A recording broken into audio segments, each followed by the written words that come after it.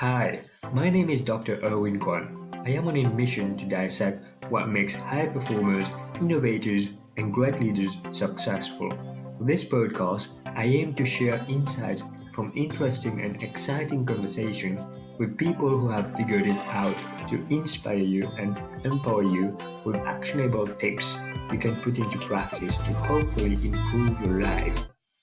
Welcome to episode 3 of Success Insights TV show. Our featured guest today is Dr. Abeyna Jones. Dr. Abeyna is an occupational health physician and founder of Medic Footprint. Medic Footprint is the world's largest community-driven organization and resource for doctors seeking alternative careers and well-being. You will get a lot of values from this interview. We talk about Abeyna's early days as a doctor, how she developed her career and made the transition into occupational health medicine. She talked about the challenges she faced as a doctor and how she bounced back from burnout. Abeyna also tells us why she started Medic Footprints and the challenges she faced as a founder, what are her long-term goals for Medic Footprint. We also talk about the skills you need to build and lead a team and how to find and keep mentors. Hi, Abeyna. I'm so grateful for you to make the time to come on the show. Thank you so much.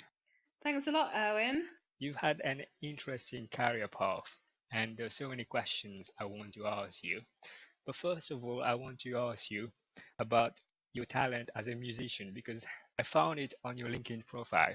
So predominantly, I'm classically trained. So when I was in school, I learned the piano and the violin, and went to the Royal Academy of Music and Trinity College of Music on Saturdays. And since then, I haven't done as much music, but I was really passionate about composing. So I've written musical, I've written quite a few pieces, but I don't do it as much as I would like. I think actually one of my key areas that I love really is singing and playing the piano, like Alicia Keys. So I always use the whole I am a musician as part of my branding because it is an important part of me that I don't want to forget either. So yeah. Absolutely. I think it's always good to keep in touch with our creative side because it actually helps us in other areas. Yeah. I'm curious I'm curious to ask you, Abina, how was Abina Jones at school? Oh gosh. I was I was seen as a very clever child in this, like all of us medics, I guess. Um, Also considering I did quite a lot of different things. Music was a large part of that, but I also went to acting school. So I went to that. I was in primary school. I also did some sports. So I used to play for Middlesex when I was again in primary school, not so much in secondary school. Um, I was just very active in a lot of different things. Um, and Yeah, I guess quite ambitious in many ways. Interesting. Were you always that outgoing and up for trying new things then back when you were in school? Or is that something you develop? I think I've always been like that. I mean, since I was younger, my mum in particular, my parents have always supported me in doing a whole range of different things. Um, I'd always have a busy week, after school stuff, and then on the weekends there would be a whole round of going to different music lessons and activities. So I guess because of that exposure and because of meeting lots of different people all the time, um, I've always had this kind of outgoing type personality in a way. Um, I would say I'm an outgoing person, but I guess as I've grown older, I've come to appreciate, the differences between being introverted and extroverted. You can still be outgoing and an introvert at the same time. If that makes any sense. So yeah. Completely, because I consider myself as an introvert, but there are some situations where I can be outgoing for a period of time, but then spend time doing things on my own. Completely Yeah. agree with that. I suppose you were getting good grades, high grades. You were among the top students there. And was medicine something you thought about through primary school or secondary school, or how did you decide to become a doctor? I'm not entirely sure how I exactly decided. I think it was a range of things. You know, once you start going to a school whereby everyone's high achievers and essentially you're expected to do law or medicine or something high achieving related, I think that's one aspect of it. Another is, always really fascinated with the human body, how that works, because we're carrying it around every day, and really wanted to find out how I could use that knowledge to like support people's health. So I guess that's one of the reasons why I went for medicine. And to be honest, I don't think I really had a good understanding of what medicine really entailed, like many of us. Because you have to make the decision like pretty early on, when you're choosing your GCSEs, which is when you're like 12 or 13 or 14 or something, which is really young. Because obviously you've got to get the right GCSEs in order to do the right A levels. So yeah. Yeah, because at this stage, many colleagues who actually tell about when they decided to do medicine, they didn't know what they signed up for. The way we see medicine and the way it actually is completely different. Mhm. Yeah, yeah, it is. And obviously, medicine changes over the years. The culture changes, so you don't really know what you're getting into because you don't know what it's going to be like once you actually start practicing. Um, but yeah, I think it's really important for whoever goes into medicine to have a really good understanding as to why, because that is what is going to really keep you. That's going to be your foundation. That's what's going to keep you grounded in the whole process. Um, the ups and downs and the real challenges that can come with being a medic. When you were at school, did you ever think you were going to start enterprise? Oh no, I did do. I'm looking back. I did do young person's enterprise, I think, but I had no understanding of what it was, and I'm not sure how participant I was in it, to be honest. So actually, I didn't really become an entrepreneur until I randomly decided to start a business like in 2014. At which age I was, what, 20? Actually, not sure how old I was. I was 31. Were there any members in your family who are in the business space? Yes and no, in the sense that my mum runs a child minding service at home, having been a teacher for a long time. So essentially, she's self-employed and she's running that as a solo. What's it called?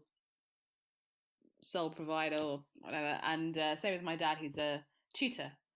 So essentially he's self-employed and running his own business. But and my dad has actually been in kind of working for companies in a kind of at a senior level. Whether I would describe him as an entrepreneur, I mean, I guess both my parents are currently entrepreneurs. So yeah, but not in the scale of what in the mode of what the way I'm doing it, which looking back is probably the most complicated way to be an entrepreneur. So yeah. It's interesting you say that. So you think that being an entrepreneur and doing it the way you are doing is complicated, but why do you say that? I say it's complicated because I run Medic Footprint. It's an organisation that promotes diverse careers and well-being for doctors, and the foundation of what we do is actually it's a social network. It's a community network that promotes opportunities, and it thrives on the community. With most businesses, you have a product and you sell that product. With us, the product can be a whole. You've got various revenue streams, multiple revenue streams, and it's not as transactional as your average business. And so, a lot of people say, well, how do you make money? And aren't you a charity? And all of this stuff. And having grown this business, kind of realize what it really is, which is a social impact business for profit that generates revenue from various streams: advertising, recruitment, our events, membership, that kind of thing. But it's not a straightforward, this is one thing that we sell, because of the fact that it's community, and we diversify in what we do in order to keep people engaged. So I mean, this is something I've really had to kind of understand more, and there's been like a lot of trial and error over the years on how to make it a sustainable business. But then, I've also learned that actually you could have just set up a business whereby you're doing one thing, which enables you to be a lot more focused, but it does keep you a lot more limited in what you can do. And essentially, if you've got a community and you've got a market that is growing and need different things, you have to be really agile with that. So that's why I'm saying it's really complicated. And we didn't have any external investment. We still haven't yet. And with most businesses, especially if they're kind of online driven or tech based, etc., they need some form of investment to really grow.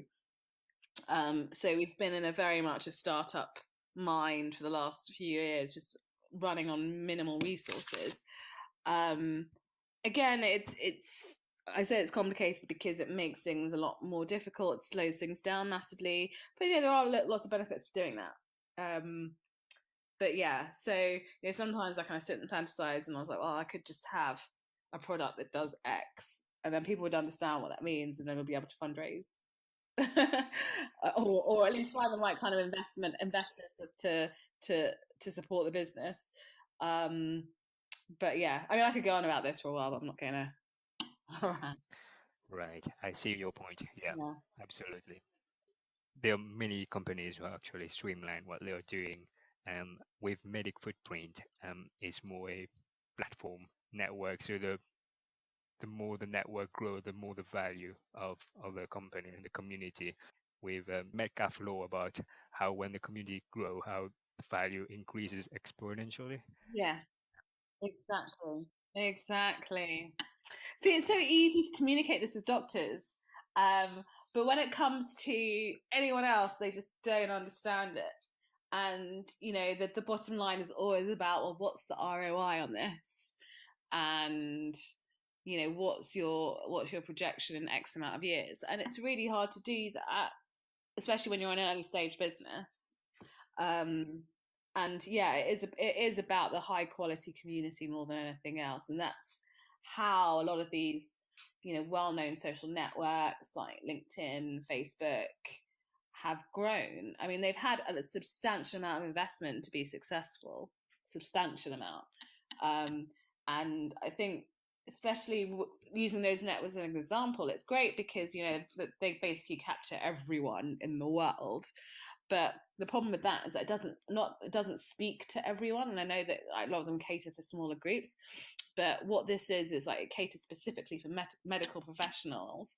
At the moment, medical professionals who are looking to diversify and build up their own portfolio of careers, beyond the conventional barriers. That can be anything they want it to be, and finding the networks and the resources to do that. And it's easier when you know there's one trusted place where you can find the information. And this is one of the reasons why I started it. I don't know about you, but I after 5 years of medical school, having gone straight through the system, I started as a medic, and really felt like, because of my creative musical background, I felt like I really need to do something else and have another outlet, do something different. And having explored, I worked in South Africa for a few years. I came back, and I loved South Africa because, again, it was a way for me to realize my creative outlet, in the sense that I was working as a trauma surgeon, seeing really interesting cases, like actually being what I would call a proper doctor, in inverted commas. And I felt like my skills and my knowledge was valued. My skills grew exponentially in the breadth of what I could do as a surgeon and what I could do as a medic. And I had a really great lifestyle. Lived on the beach and everything like that. And so, but I came back to finish my training, and coming back to the UK, I had similar problems as I did before I left, which was I really felt like I needed something that was more of a challenge, allowed me to be more creative. Because obviously in the NHS and public healthcare, traditionally it's not a creative environment. It's very much service driven, policy driven, and not historically that innovative. So it doesn't support creativity. And I mean that's gradually changing, but at the time that was the issue. And I didn't want to leave medicine. That's the last thing I wanted to do. But at the same time, I really wanted to be able to explore and do something beyond the day to day. And you always hear about doctors that have gone off and done something exciting, but it's always hearsay. No one really knows what they've actually done, and they don't come back and tell anyone about it. They don't tell the tale. So this is how Medic Footprints is born, in the sense that we want to bring back those doctors who have developed other careers successfully, because it's a different world out there compared to medicine, and connect the two cohorts of doctors that do want to do something else with their careers. And as you know, well-being is a huge aspect for healthcare professionals and medics in particular. And I didn't really want doctors leaving medicine or thinking that they're worthless or valueless without really being informed of where their transferable skills can take them. So yeah. Wow. Yeah, there are a few things I want to talk to you about. Let's pause here, because you mentioned about South Africa, and whilst doing some homework with this interview, um, I've found a few things that you've said resonated with me about how you feel valued. And although you were working hard in South Africa, you felt that you were actually doing the medicine you wanted to practice. Tell me how your perspective changed when you came back from South Africa. I guess, I mean, once it's a different healthcare system, and there are different priorities, and I guess the practice is different as well. So don't get me wrong, I went into urology actually. I really enjoyed urology, but I was still looking for something that I guess took me outside of standard practice, and also looking to the future. I wasn't particularly excited about any aspects of urology that I wanted to see, like, specialize in. And I guess that concerned me, considering I was still in the training phase. And yeah, I mean, I think what was important was finding out how can I get outside of that box and do something meaningful that I know I'll enjoy continuously, so to speak. Yeah, and also, all I knew was medicine, and there's such a huge world out there. And my another question I asked myself was like, what was I pigeonholing myself when it comes to being a medic? Because actually my last job was doing uro oncology, and I was just doing bladders. Or there's so much I don't know about the real world when it comes to careers, business, arts, everything. And still relatively early on in my career, considering we have to work until we're 70. So I thought actually it was a great opportunity to really explore. And again, you get to a point in your life as well where actually you learn more about what you need as an individual, and what you want really for yourself. Whereas earlier on, well, for me anyway, it was more about, not so much about pleasing other people, but essentially it was living up to other people's expectations as an intelligent person. And obviously proving that you can do something. So going into medicine, actually, I was the first medic in my family to go to medical school, which was, a huge achievement.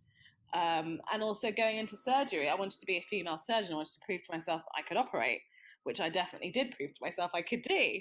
And then after that, other things kind of come to the forefront, like actually I want a better work-life balance than not knowing which weekends I can have free, and being able to go home and do what I want rather than having to be on call and having to swap and all of that. I want to be able to explore what the real best practices are. I want to be able to innovate in medical practice and do that safely, but be able to have the space to be able to do that. And I guess, in the public healthcare system here, those opportunities aren't really available, and we only know so much. And so I guess this is part of me schooling myself in life in general. And I suppose with urology, the on-call is less demanding than general surgery. Exactly. Yeah. I mean, there's other things I could have done. I could have done ENT, for example. But yeah, it was more about work-life balance. But also it was about the type of specialty, and I enjoyed the patients. I enjoyed the people I worked with.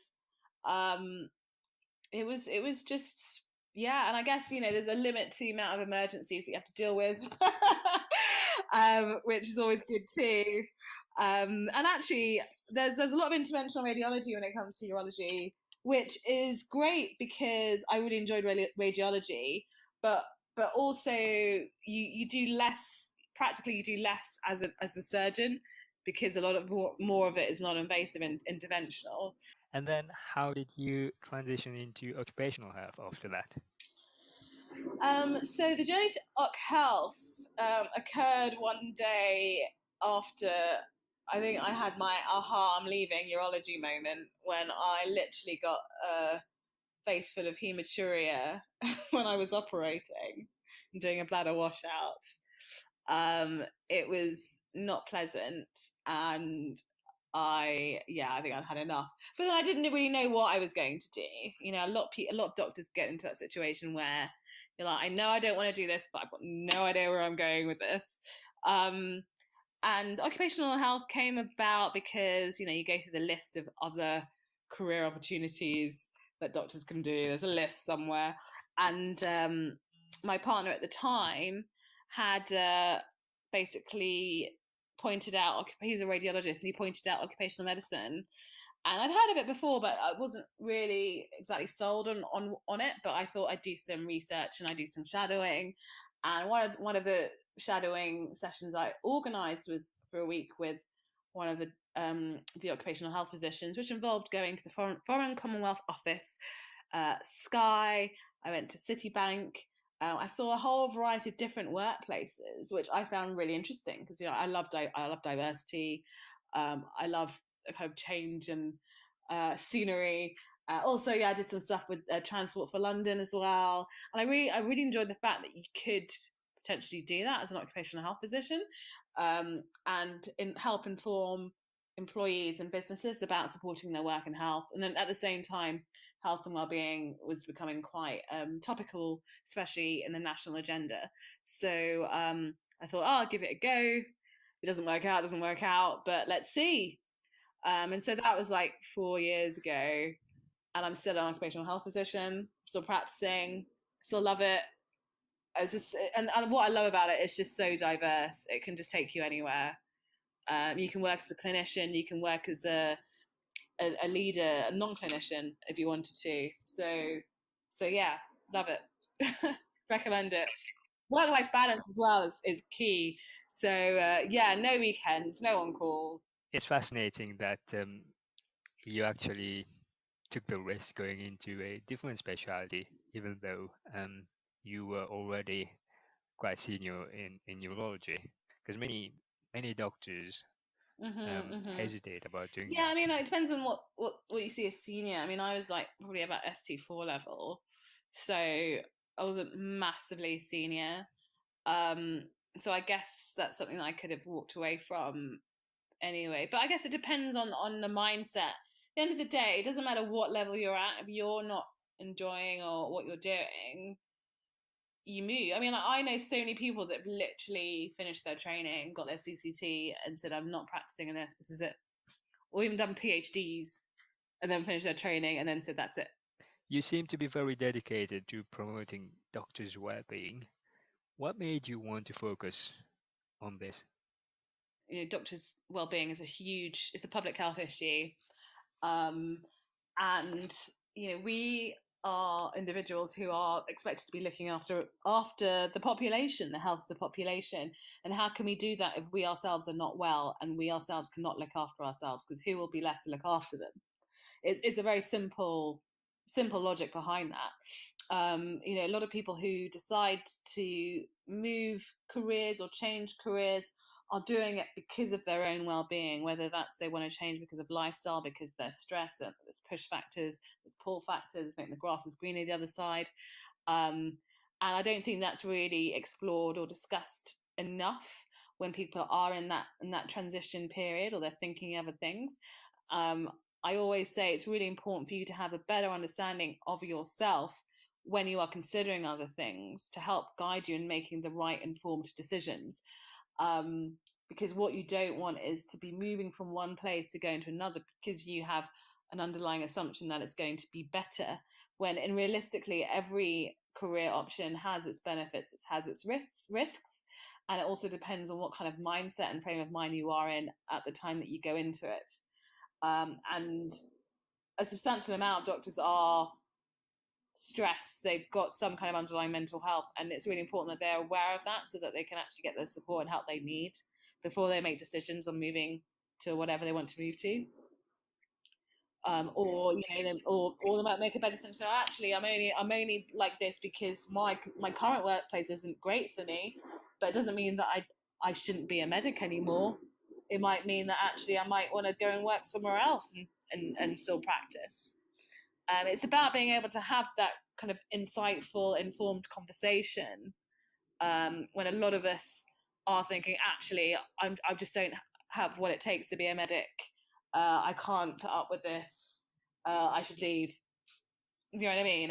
It's yeah, and that there isn't enough support around that. And the taboo is still there when it comes to talking about finding other options. Especially when we look at, I mean, the new generations that are coming through, like especially medical students, they're way more open-minded than, say, people who are registrars and above. But we also have to think about doctors who are later on in their careers and still have another 20 or even 10 years to go, in inverted commas, and actually I want to do something else, but I'm not really sure how to go about doing the leaving aspect. And considering I'm older, how easy is it to find another job when you're older? Because there's a lot of age discrimination. So yeah, there's a lot of issues there, and this is why we all need support in exploring how to best tackle them and have insights as to what are the real challenges and how much of that is us and what can we do to support ourselves. It's a real challenge to speak about it, and we don't really know who to speak to about, because in medicine we are supposed to be the one who look after patients, but when we are not well, then we're not very good at seeking help. Yeah, because it wasn't really kind of hardwired into us when we were in our training. And I have a real issue with the whole patients first kind of mantra that goes around public healthcare. I understand why it's there, and obviously it's well intended. But at the same time, I think what's forgotten is, you actually have to you have to put your gas mask on first before you put it on the child, if you know what I mean. If somebody is not well enough to look after themselves, then how can they look after somebody else? Yeah, so I don't think there's enough around that conversation.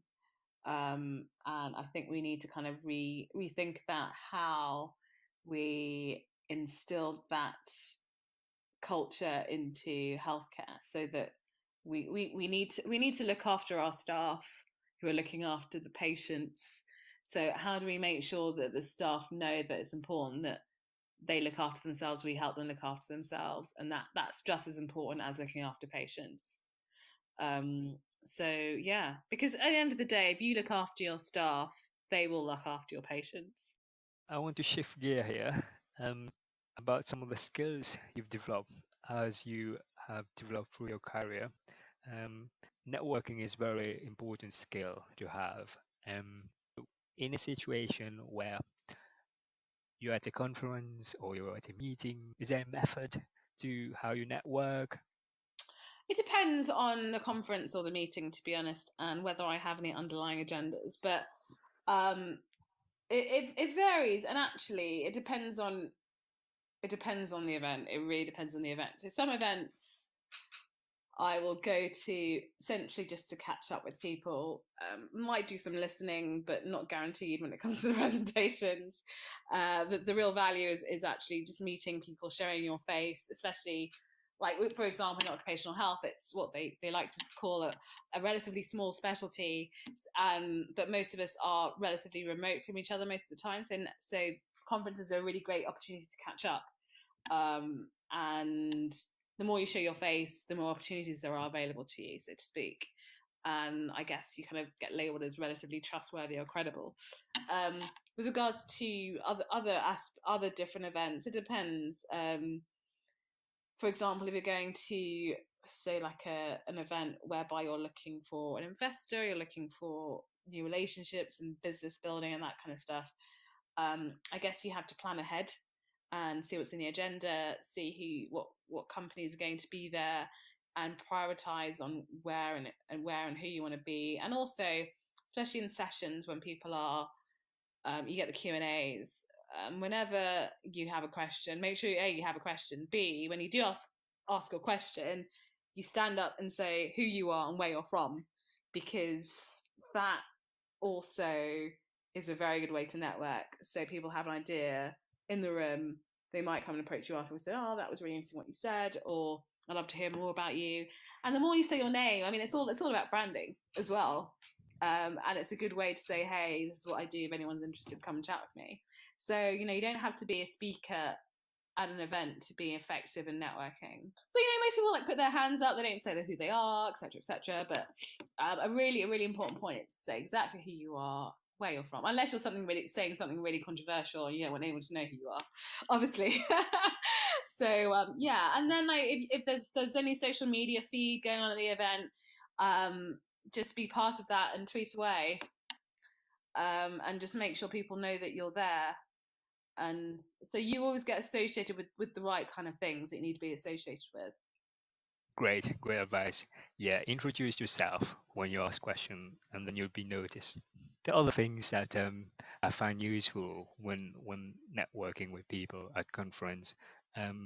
So usually the people who organize the event, they are probably behind the scene or the one handing the microphone, and most questions are addressed to the speaker or the keynote person, but most people won't even acknowledge that person who is the organizer, because if you network with the organizer or the person who's been helping in background, they probably have many other connections and people can actually get to introduce them. Yeah, no, you're totally right. I also do that too. Actually, the last place I did that was Bloomberg. So I'm hoping to hear back from them because we'd love them to support an event that we're running. So yeah, so that's always a good tip. And also to add value when networking with other people, because what I find is people would just give a card and they don't take interest in the other person. They just talk about themselves rather than interest themselves about the other person. Yeah. I think it also depends on what kind of person you are. So I prefer to do the kind of what's it called, the listening, because I think people value listeners and they do like to feel like they probably not just they're important, but that you really appreciate what they have to say. And it's a really good way to establish a relationship, to be honest. I mean, like, you can give as well, but I think good listeners are kind of the best networkers in many ways. So my stance is always to be a really good listener, and really have time for people. So quality over quantity.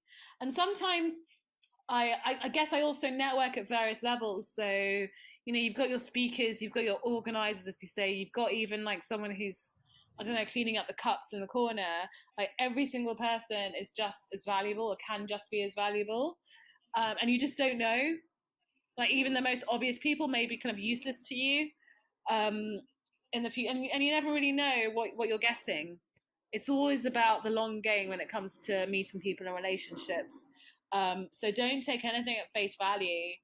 It's very rare you meet someone at a conference and you're like, next week they've given you money, or it just never works like that. I mean, it's rare it does work like that, but most of the time it's about relationships. And you might have seen someone at least like 7, 8 times before something, tangible happens. So yeah. Yeah, making that connection is very important. And I'm not saying business card is a wrong way to go, but there are cases where business cards are overused. But as you said, listening is key.